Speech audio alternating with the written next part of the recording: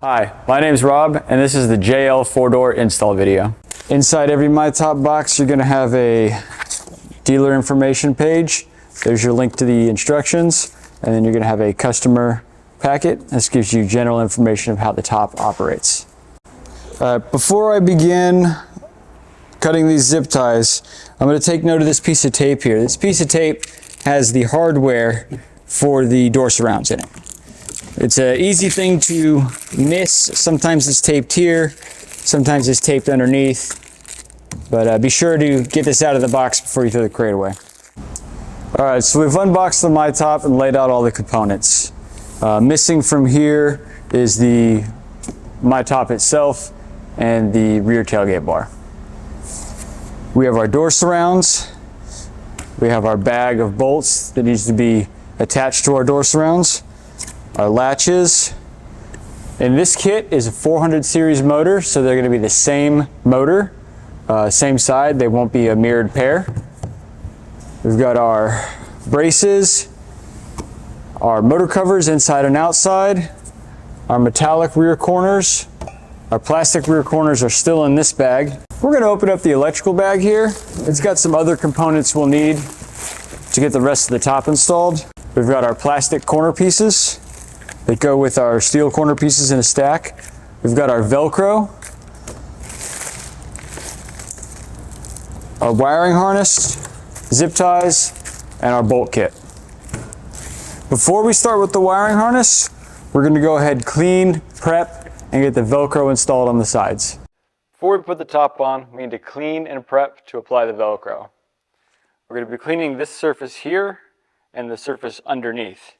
It's important to do this to get good Velcro adhesion so that the top lasts a long time. To clean it, you can use the wax and grease remover. And this is a fairly new Jeep, so I'm not expecting it to be too dirty. But still, you want to make sure you get all this stuff out. When we apply this Velcro, it's important to split the difference about 50%. We don't want to be tucked too far in, and we want to make sure that we're about halfway out and that we get a good adhesion inside and outside the corner. I'm going to start back here towards the line, and I'm going to start right after the shape changes. I do this to try to eliminate air bubbles. So once I get it started a little bit, I can then apply some stretching pressure there, make sure I'm 50%, and remove the backer.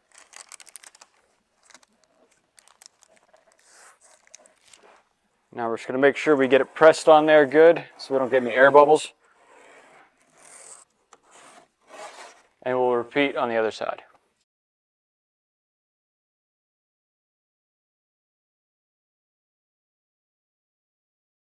Brief explanation of the myTop wiring harness. It is divided into two main sections, an underhood section and an in-cab section. The underhood section connects to the battery, right here, ground, and the fuse panel.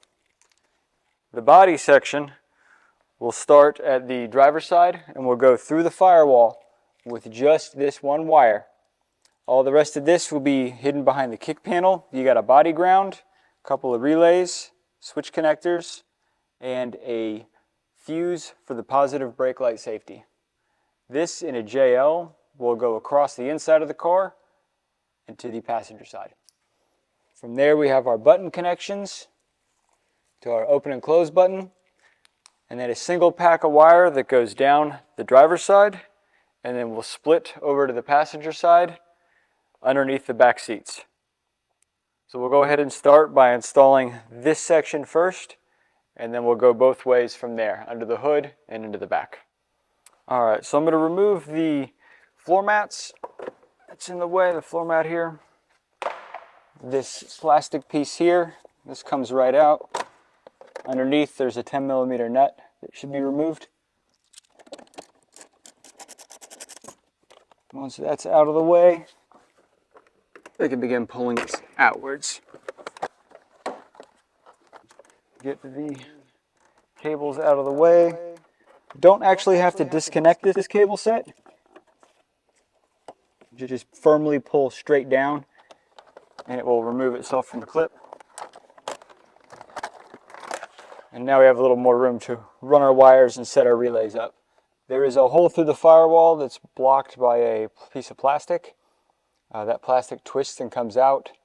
If you have a manual transmission, you'll have to find a better way, because that place is used by that for the clutch. So now that we got the wire through the firewall, we're going to open up this plastic casing here and run the wire through the casing. This will give us a nice, clean, final installation look.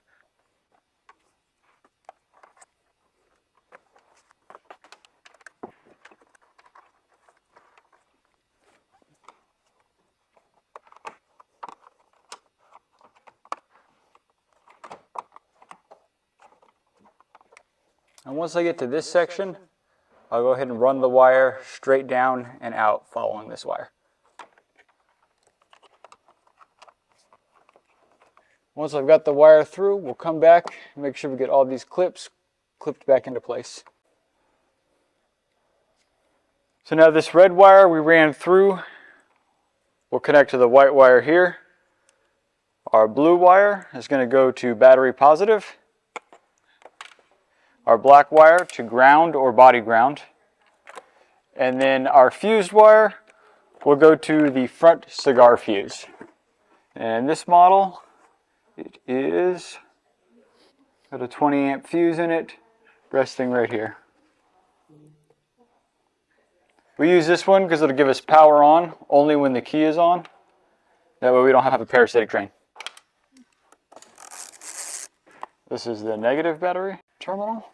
And after I get all of these installed, I'm going to come back with zip ties and zip tie them in place, so that in the future, if somebody goes and changes the battery out, they don't uninstall the top by mistake.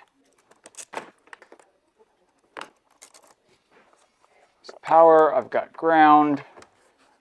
Now we'll add our fuse. So when we plug into the cigar lighter, fuse 52, we'll remove the 20 amp fuse that was there and place it in the jumper here. And then we'll make sure we plug it into 52. If we plug it into one of the other sections, it actually won't get any power. And before we put the fuse panel back on, we're going to cut a small section here to run the wire through. That way we don't pinch the wire. Now I'll connect the battery harness to the body harness. And all that's left is to come back and add our zip ties in place, zip tying the relay and the fuse out of the way. It should go without saying to make sure that none of these wires are wrapped up around the brake pedal or the gas pedal. This second red wire with a fuse in line here is going to shoot over to the passenger side. What I'm going to do is pop the carpet off right here, and then pass this through, and on the other side I'll pop the carpet off and retrieve it from that side. Now the end of this brake safety wire has a T-tap. These T-taps, while they're easy connections to make, they're not good reliable connections. What we're going to do for a good quality install is go ahead and cut this, throw this in the trash, and then make a good solid automotive connection from here to the brake wire. Brake wire that's located underneath this kick panel. Well, it's not underneath it, it's actually right above it. So if we look on this main bundle here, there is this wire here. It usually is taped up and shoved way in there, so feel around for it, but it's got a flat terminated end, and this wire right here will give you positive brake power every time you press the brake with the engine in the on position. So that's where we're going to tap in for our brake safety. We'll come back to where the main relays are and connect the body ground. I usually choose one of the 3 body grounds that's not being used. So I'm going to pick this one right here. I'm going to take a 10mm, remove that, place this on there.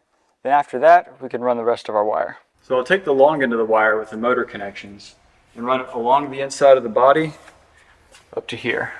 From there, we'll split one wire up here and the other wires under the seats to the other side. So from here, I'll tuck this underneath the plastic and get it completely hidden out of the way.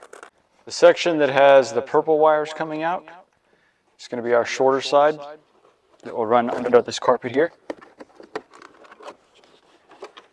And then where it splits, we'll pull the rest of the carpet up and out of the way to get under the seats. Now, when we run this into the seat, it's important to not put it in a place where it's going to get pinched. If you come down and take a look, you'll see my preferred space. If I pass the wire through this section, the wire will get damaged when the seats are put down. So I'll be sure to pass the wire through this section on all 3 of the mounts. Then later, we can come back and tuck it underneath the carpet. And for that final one.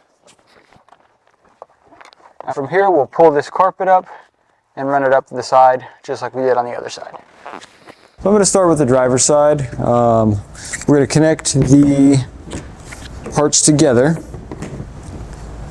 with the nuts and bolts provided. I'm going to throw a washer on here, and then we've got this nut we're going to put through here on the other side.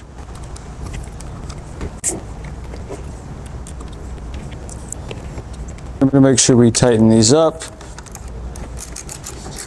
And for your reference, these are a 4mm hex and a 10mm open end or socket.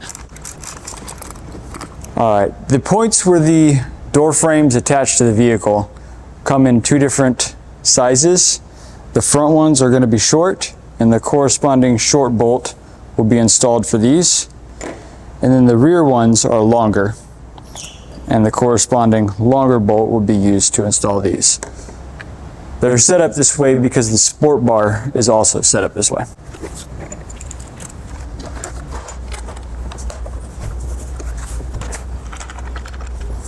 Before we put the bolts in the front, we want to make sure that this piece sits inside this nestled seal right here. We don't want to crush the seal like this. Make sure it comes into it. So then I'm going to build the other side and put it together.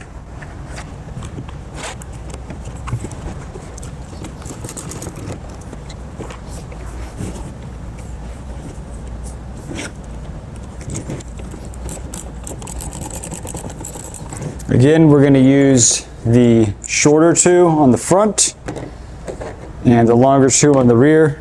I'm going to go ahead and load these up with our washers.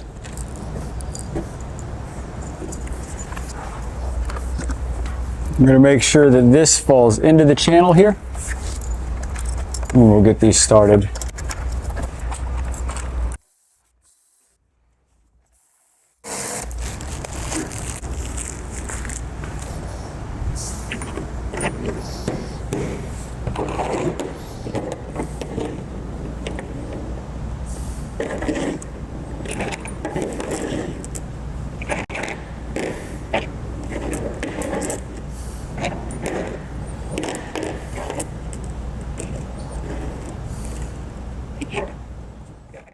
In the bag with the harness is a bolt bag. This bolt bag has all the bolts you need to put the myTop onto the vehicle itself.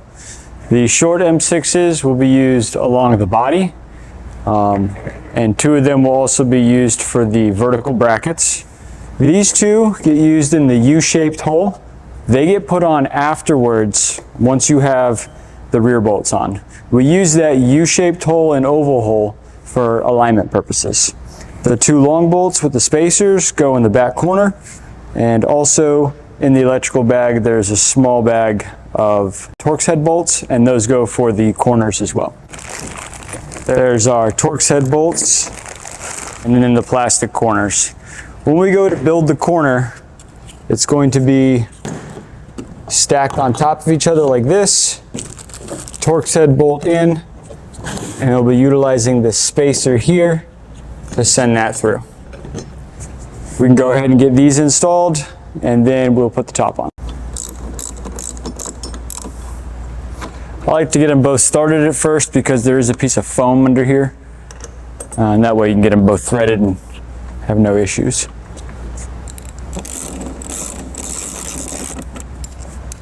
Switched over to the T50. repeat for the other side.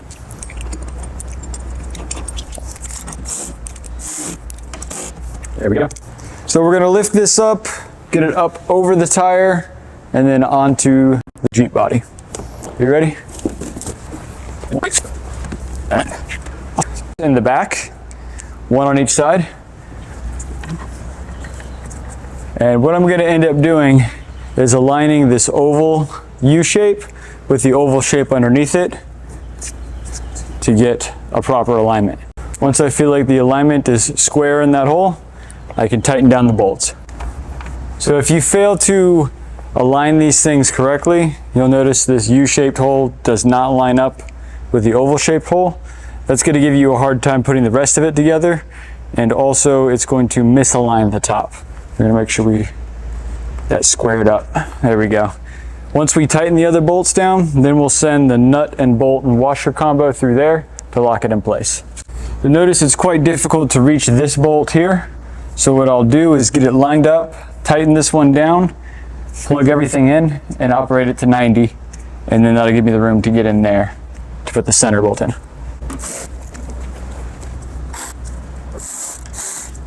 To install the vertical supports, you'll have to remove this piece of plastic covering up here.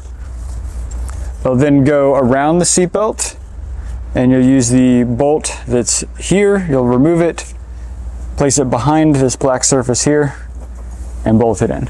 I'll install all 3 bolts loosely at first to get them threaded, and then come back and tighten them up.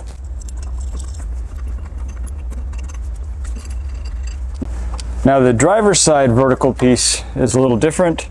It has the limiting switch. This stops the top from opening once it gets to its full open position. And it also has a barcode. Take note of this barcode and put it on your install ticket or your service ticket. If you have any issues with the top in the future, this is your identification code for all the parts and pieces that went into making this top. So I'm going to set this up here, run it behind, and get it started. Now take care not to damage the button on the surface that it contacts when installing.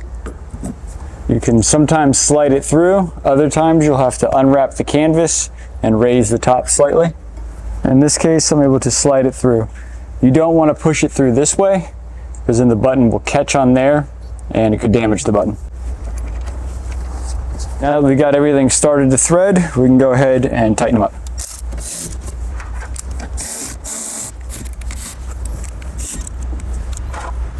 From here we'll install the motors. Every motor has the Bosch logo on it and a 10-digit number. The last 3 digits of the number indicate the motor series. In this case, 407s. The 407s are not a mirrored pair. They are exactly the same. So on one side, they will slide on in this configuration. The mounting bolt is there already. So we'll remove that, slide it on, and then install the bolt. You'll notice this side sits flushly against the plate here. We won't have the same condition on the other side. The other side has a spacer already included here, and we're going to have to use this spacer to offset the motor so that it doesn't have a collision with the parallel arm.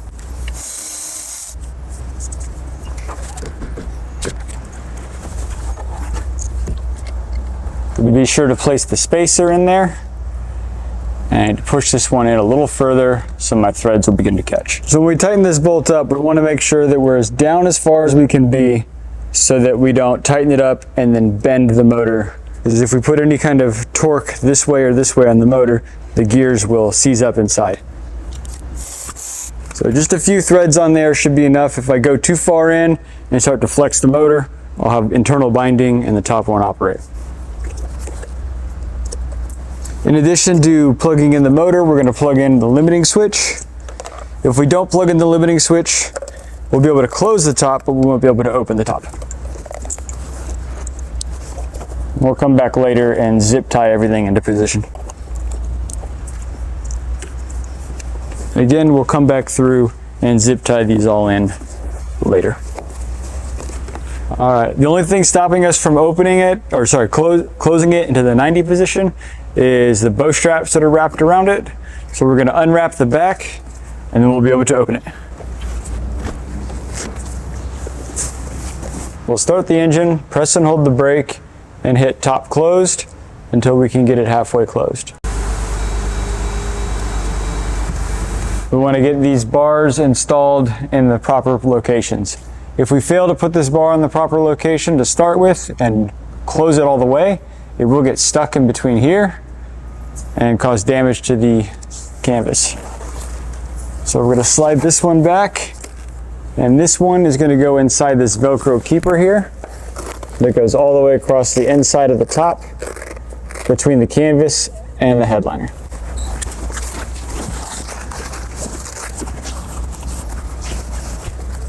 Got them here, we're installed, and we're going to lift this up. This is the rear bow, and we're going to set it on the Velcro. The Velcro tab has Velcro on both sides, and depending on the cut of the canvas will depend if we're going to wrap it this way or underneath. For now, we'll place it above, and when we get further down the installation, we'll be able to decide which is the better way for this cut of canvas. Also, while we're back here, we'll attach the bow straps. They go from the outside to the inside, and for the beginning, we're going to Velcro them in the loosest position. We're not going to tighten them all the way up yet. These things don't stretch, so we need to make sure they're loose and we get a good stretch on the canvas with it latched. Then we can tighten them up. This is also a good time with these windows to remove the inside protection. There are a couple pieces that are still sewn in. Resist the urge to tear them out, because if you tear them, there's a good chance you could damage the stitching there and the window will fall out.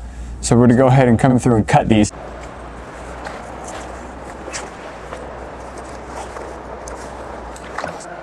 So we only have one bolt in. We're making sure that we're squared up with the oval hole and U-shaped cutout. We're going to add the center bolt. And to finish it off, we'll do this setup right through the U-shaped hole. It's really easy to drop this underneath the car. So a lot of times what I'll do is I'll stick a zip tie through here and feed the washer and bolt on. This way, if I do happen to drop the hardware, it doesn't get lost. It's not that big of a deal on the driver's side, but on the passenger side, if they have the JL audio upgrade, there's not a lot of room to work with. So I fed the washer and nut onto there. I get it squared up, my fingers holding it on, pull the zip tie out, and then grab the washer and bolt and get the two threaded together. And then there's one more bolt that goes through here with a washer, and that one goes in just as the rear ones did. And now we'll move on to the passenger side. So again, on the passenger side, we're going to put the center bolt in. We're going to make sure that we're still squared up, and then tighten it down. So if I pull the carpet back, there's not a lot of room to work here. This is where that zip tie trick. You could also use a wire or anything else you have available.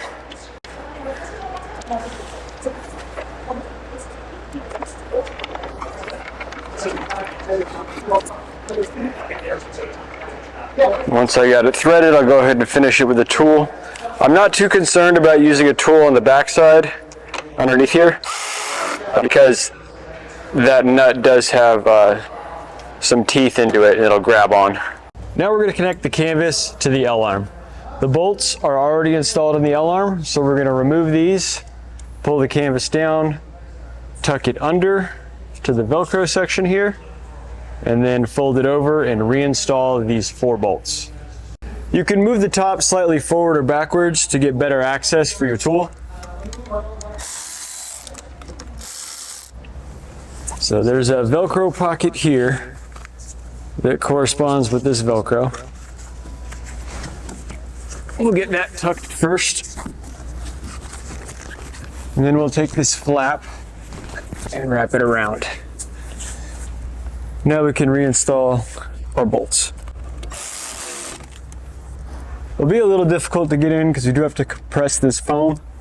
If you're finding that there's too much tension, you can open the top slightly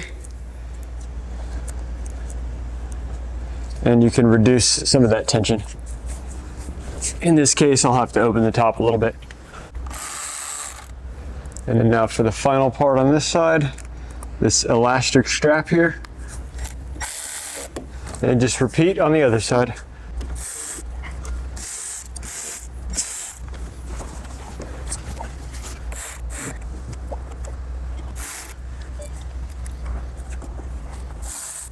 Moving on to the back corners, these two bolts are going to come out and get reinstalled through the canvas right back here.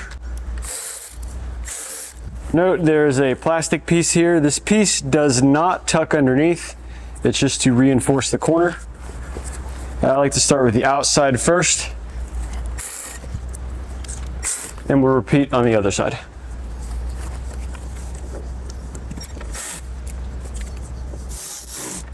Now we can remove the inside window covering, and after that we'll come through and tuck the Velcro edge under the adhesive Velcro that we attached earlier.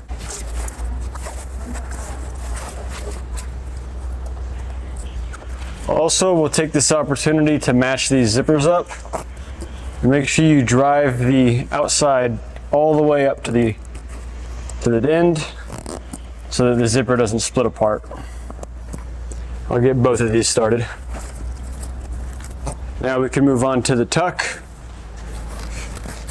This piece is going to slide up under here and attach to the Velcro. And it takes quite a bit of force to get it all the way in there.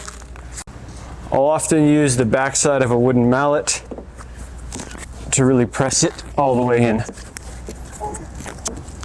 And we'll repeat on the other side. Now we're all set to close it and install the latches. We're going to close the top and install the latches. The hardware for the latches are already in the header. So we'll lower the top, we'll remove the hardware. When installing these latches, it's important to remember two things. What your pre-adjustment setting should be and how much force you're going to put on these bolts. These are stainless steel bolts going into an aluminum header, and you really want to make sure you don't blow the threads out of this piece of aluminum. For that reason, I'll be sticking to hand tools from here.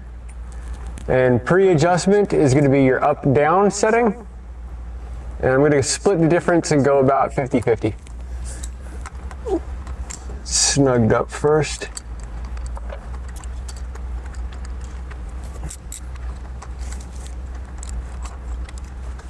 And we'll repeat on the other side.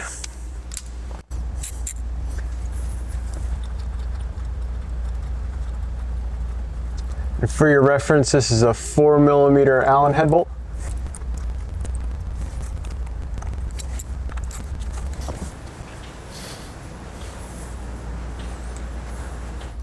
Before attempting to close for the first time all the way, let's go check the position of the rear bow and make any adjustments we need to make.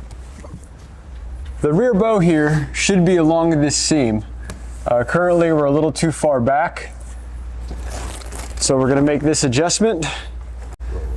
So what we want to do is get this bow further up, and then also so this Velcro keeper here matches into the bow. If you find that it's difficult to move it upwards, open the top, it'll release the tension, and you'll be able to rotate this a lot easier. Now with the tension released, we can easily rotate this upwards. Get the sides Velcroed in.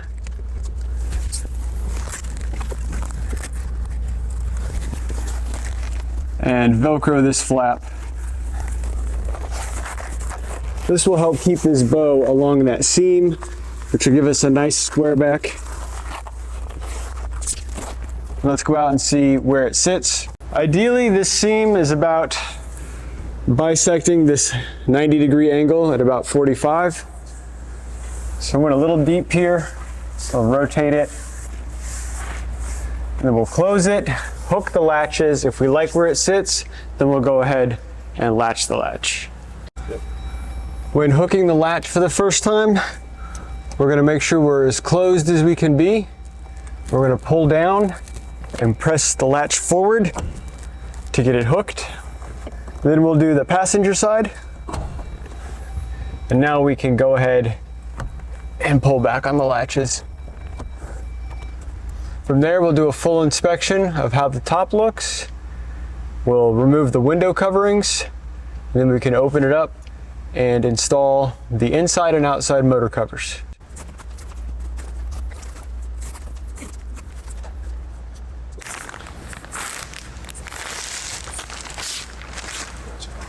When installing the tailgate bar, make sure that this section is on the top. We'll slide it into the keter, lift up the corners, and install. Since we already have the zipper started, this is fairly easy. If you have this unzipped or hadn't zipped it yet, be sure to open the top to 90 to give you enough slack to work with to get the two matched up. Now all we have left is inside and outside motor covers and cleaning everything out.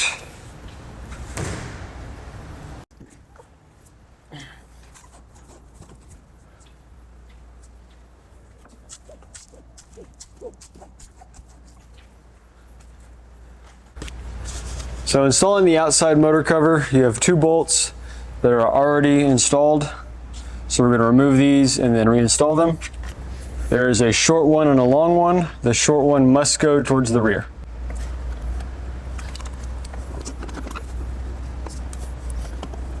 And now we'll move on to the inside. The inside motor cover uses 3 bolts located here, here, and here. So we'll remove these, put the cover on, and reinstall.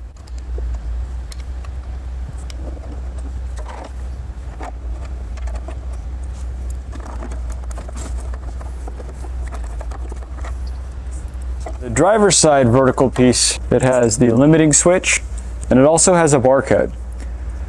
Take note of this barcode and put it on your install ticket or your service ticket. If you have any issues with the top in the future, this is your identification code for all the parts and pieces that went into making this top. Thanks for watching. We hope this helps, and please reach out if you have any questions.